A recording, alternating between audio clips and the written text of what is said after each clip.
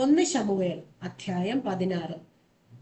അനന്തരം യഹോവ ശമൂവേലിനോട്, ഇസ്രായേലിലെ രാജസ്ഥാനത്തിൽ നിന്ന് ഞാൻ ശൗലിനെ തള്ളി എറിഞ്ഞെന്നിരിക്കെ നീ അവനെക്കുറിച്ച് എത്രത്തോളം ദുഃഖിക്കും? കൊമ്പിൽ തൈലം നിറച്ച് പുറപ്പെടുക. ഞാൻ നിന്നെ ബേത്ലഹേമ്യനായ ഇശ്ശായിയുടെ അടുക്കൽ അയക്കും. അവന്റെ മക്കളിൽ ഞാൻ ഒരു രാജാവിനെ കണ്ടിരിക്കുന്നു എന്ന് കൽപ്പിച്ചു. അതിന് ശമൂവേൽ, ഞാൻ എങ്ങനെ പോകും? ശൗൽ കേട്ടാൽ എന്നെ കൊല്ലും എന്ന് പറഞ്ഞു. എന്നാറെ യഹോവ, നീ ഒരു പശുക്കിടാവിനെയും കൊണ്ടുചെന്ന് ഞാൻ യഹോവയ്ക്ക് യാഗം കഴിപ്പാൻ വന്നിരിക്കുന്നു എന്ന് പറക. ഇശ്ശായിയെയും യാഗത്തിന് ക്ഷണിക്കാം. നീ ചെയ്യേണ്ടത് എന്തെന്ന് ഞാൻ അന്നേരം നിന്നോട് അറിയിക്കും. ഞാൻ പറഞ്ഞു തരുന്നവനെ നീ എനിക്കായിട്ട് അഭിഷേകം ചെയ്യണം. യഹോവ കൽപ്പിച്ചതുപോലെ ശമൂവേൽ ചെയ്തു. ബേത്ലഹേമിൽ ചെന്നു പട്ടണത്തിലെ മൂപ്പന്മാർ അവന്റെ വരവിങ്കൽ വിറച്ചുകൊണ്ട് അവനെ എതിരേറ്റു. നിന്റെ വരവ് ശുഭം തന്നെയോ എന്ന് ചോദിച്ചു. അതിന് അവൻ, ശുഭം തന്നെ. ഞാൻ യഹോവയ്ക്ക് യാഗം കഴിപ്പാൻ വന്നിരിക്കുന്നു. നിങ്ങളെ തന്നെ ശുദ്ധീകരിച്ച് എന്നോടുകൂടെ യാഗത്തിന് വരുവിൻ എന്ന് പറഞ്ഞു. അവൻ ഇശ്ശായിയെയും അവന്റെ മക്കളെയും ശുദ്ധീകരിച്ച് അവരെയും യാഗത്തിന് ക്ഷണിച്ചു.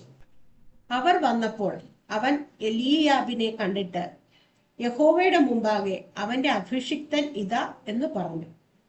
യഹോവ ശമൂവേലിനോട്, അവന്റെ മുഖമോ പൊക്കമോ നോക്കരുത്, ഞാൻ അവനെ തള്ളിയിരിക്കുന്നു. മനുഷ്യൻ നോക്കുന്നത് പോലെ അല്ല, മനുഷ്യൻ കണ്ണിന് കാണുന്നത് നോക്കുന്നു, യഹോവയോ ഹൃദയത്തെ നോക്കുന്നു എന്നരുളി ചെയ്തു. പിന്നെ ഇശ്ശായി അബീനാദാബിനെ വിളിച്ച് ശമൂവേലിന്റെ മുമ്പിൽ വരുത്തി.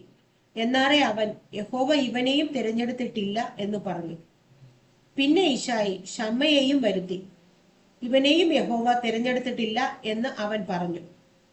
അങ്ങനെ ഇശ്ശായി 7 പുത്രന്മാരെ ശമൂവേലിന്റെ മുമ്പിൽ വരുത്തി. എന്നാൽ ശമൂവേൽ ഇശ്ശായിയോട്, യഹോവ ഇവരെ തിരഞ്ഞെടുത്തിട്ടില്ല എന്ന് പറഞ്ഞു. നിന്റെ പുത്രന്മാർ എല്ലാവരുമായോ എന്ന് ശമൂവേൽ ചോദിച്ചതിന് അവൻ, ഇനി ഉള്ളതിൽ ഇളയവനുണ്ട്, അവൻ ആടുകളെ മേയ്ക്കയാകുന്നു എന്ന് പറഞ്ഞു. ശമൂവേൽ ഇശ്ശായിയോട്, ആളയച്ച് അവനെ വരുത്തുക, അവൻ വന്നിട്ടല്ലാതെ നാം പന്തിക്കിരിക്കയില്ല എന്ന് പറഞ്ഞു. ഉടനെ അവൻ ആളയച്ച് അവനെ വരുത്തി. എന്നാൽ അവൻ പവിഴ നിറമുള്ളവനും സുനേത്രനും കോമളരൂപിയുമായിരുന്നു. അപ്പോൾ യഹോവ, എഴുന്നേറ്റ് ഇവനെ അഭിഷേകം ചെയ്യുക, ഇവൻ തന്നെയാകുന്നു എന്ന് കൽപ്പിച്ചു. അങ്ങനെ ശമൂവേൽ തൈലക്കൊമ്പെടുത്ത് അവന്റെ സഹോദരന്മാരുടെ നടുവിൽ വെച്ച് അവനെ അഭിഷേകം ചെയ്തു. യഹോവയുടെ ആത്മാവ് അന്നു മുതൽ ദാവീദിന്മേൽ വന്നു. ശമൂവേൽ എഴുന്നേറ്റ് രാമായിലേക്ക് പോയി. എന്നാൽ യഹോവയുടെ ആത്മാവ് ശൗലിനെ വിട്ടുമാറി. യഹോവ അയച്ച ഒരു ദുരാത്മാവ് അവനെ ബാധിച്ചു.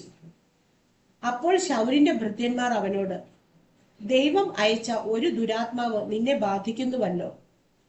ആകയാൽ കിന്നര വായനയിൽ നിപുണനായ ഒരുത്തനെ അന്വേഷിപ്പാൻ തിരുമനസ്സുകൊണ്ട് അടിയങ്ങൾക്ക് കൽപ്പന തരേണം.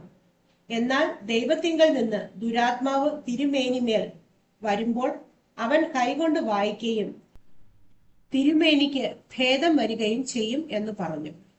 ശൗൽ തന്റെ ഭൃത്യനോട്, കിന്നര വായനയിൽ നിപുണനായ ഒരുത്തനെ അന്വേഷിച്ചു കൊണ്ടുവരുവിൻ എന്ന് കൽപ്പിച്ചു. ബാല്യക്കാരിൽ ഒരുത്തൻ, ബേത്ലഹേമ്യനായ ഇശ്ശായിയുടെ ഒരു മകനെ ഞാൻ കണ്ടിട്ടുണ്ട്.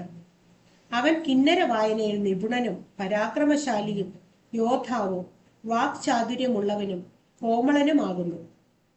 യഹോവയും അവനോട് കൂടെ ഉണ്ട് എന്ന് പറഞ്ഞു. എന്നാറെ ശൗൽ ഇശ്ശായിയുടെ അടുക്കൽ ദൂതന്മാരെ അയച്ചു. ആടുകളോട് കൂടെ ഇരിക്കുന്ന നിന്റെ മകൻ ദാവീദിനെ എന്റെ അടുക്കൽ അയക്കണം എന്ന് പറയിച്ചു. ഇശ്ശായി ഒരു കഴുതയെ വരുത്തി.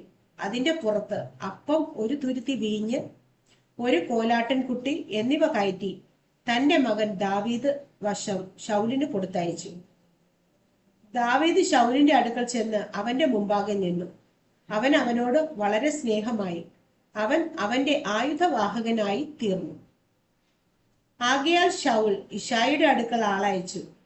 ദാവീദിനോട് എനിക്കിഷ്ടം തോന്നിയിരിക്കൊണ്ട് അവൻ എന്റെ അടുക്കൽ താമസിക്കട്ടെ എന്ന് പറയിച്ചു.